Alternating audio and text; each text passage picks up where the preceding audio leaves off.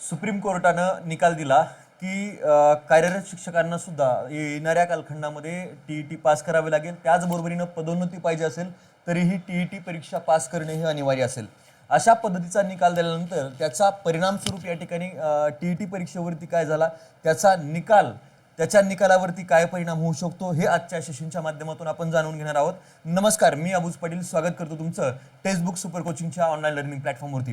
चॅनलवरती नवीन असाल तर चॅनलला एकदा सबस्क्राईब करून ठेवायचं आहे. या व्हिडिओची जी काही माहिती आहे ती तुमच्या सहकार्यांपर्यंत तुम्हाला पोहोचवायची आहे. बघा, तुम्हाला या ठिकाणी दिसतंय की 28 जूनला जी परीक्षा होऊ घातली आहे, महा टीईटीची परीक्षा आहे आणि त्यामध्ये परीक्षा देणाऱ्यांची संख्या वाढली तर त्याचा निकालावरती काय परिणाम होऊ शकतो हे आपण जाणून घेणार आहोत. लक्षात घ्या, इथं जर बघितलं तर संख्या नेमकी किती आहे, मागच्या 2025च्या पेपरमध्ये संख्या किती होती, आजच्या पेपरमध्ये किती संख्या आहे आणि कितीनं वाढलेली आहे आणि निकालावरती त्याचा काय परिणाम होईल. तर लक्षात ठेवा, इथं जर बघितलं तर तुम्हाला पाहायला मिळते महाराष्ट्र राज्य परीक्षा परिषदेच्या माध्यमातून देण्यात आलेल्या माहितीनुसार, म्हणजे या ठिकाणी महाराष्ट्र शिक्षक पात्रता परीक्षा 2026 साठी उमेदवारांचा उत्स्फूर्त प्रतिसाद आहे. याच्यामध्ये जर बघितलं तर तब्बल 6,125 उमेदवारांनी काय केले आहे, नोंदणी केलेली आहे. म्हणजे एकूण फॉर्म किती आले तर 6,125 आणि 2013 पासून जो टीईटीचा इतिहास आहे त्याच्यामधली आतापर्यंत ही जी संख्या आहे ती उल्लेखनीय जास्तीत जास्त पाहायला मिळते आहे,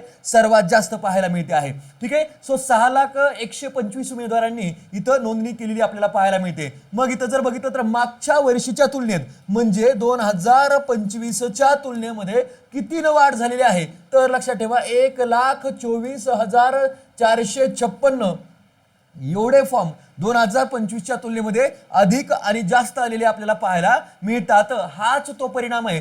सर्वोच्च न्यायालयानं काय सांगितलं होतं की या ठिकाणी तुम्ही काय केलं पाहिजे तर कार्यरत शिक्षकांनी सुद्धा टीईटी पास केली पाहिजे. त्याच्या परिणाम स्वरूप या टीईटी परीक्षेला महाराष्ट्रातील कार्यरत शिक्षक वर्ग सुद्धा अगदी उत्स्फूर्तपणे प्रतिसाद देताना पाहायला मिळतोय, तयारी करताना पाहायला मिळतो आहे.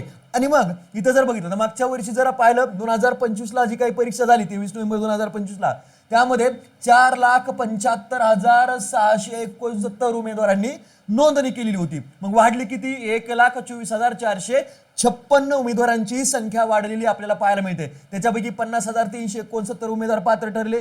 म्हणजे पात्र उमेदवारांची संख्या काय आहे तर कमी तुम्हाला दिसते आहे अत्यंत. या ठिकाणी जो निकाल आहे तो 11% पर्यंत असलेला लक्षात येऊन जातोय. मग इथं जर बघितलं तर पहा तरी परीक्षेची आपल्याला तारीख जी आहे 28 जून आहे. एकूण किती या ठिकाणी फॉर्म आले तर 6,125 उमेदवार आपण म्हणतोय आणि 4.25 म्हणजे 1,24,000 एवढ्या या ठिकाणी जो काही आहे अधिक की आपल्याला मागच्या वर्षीच्या तुलनेमध्ये पाहायला मिळते 1.24 एवढे या ठिकाणी काय आहे तर लाखामध्ये फॉर्म वाढलेले आपल्याला पाहायला मिळतात.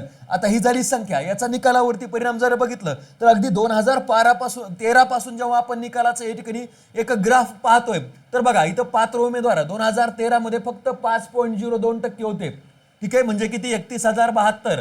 त्याच्यानंतर 2014 मध्ये ही टक्केवारी अजून खाली घसरली, या ठिकाणी 2.31. 2016 मध्ये 8,989 या ठिकाणी 2.75. त्याच्यानंतर 2017 मध्ये 10,373 3.49. 2018 मध्ये 8,914 5 या ठिकाणी 13. 2019 मध्ये जर बघितलं तर हा एक ग्राफ. आता मागच्या काही कालखंडामध्ये जर बघितलं 2024 मध्ये फक्त आणि फक्त 11,171 म्हणजे 3.38% उमेदवार पात्र ठरलेले होते. आणि 2025 मध्ये जेव्हा आपण पाहतोय तेव्हा 50,369 म्हणजे 11.28% हा विक्रमी निकाल 2025च्या निकालामध्ये या ठिकाणी वाढलेला आपल्याला पाहायला मिळतोय. आणि जेव्हा आता 2026 मध्ये फॉर्मची संख्या जर एवढी होत असेल तर निश्चितपणे निकाल हा 15% पर्यंत या ठिकाणी जाऊ शकणार आहे. हे सुद्धा या ठिकाणी काय करायचं लक्षात ठेवायचंय.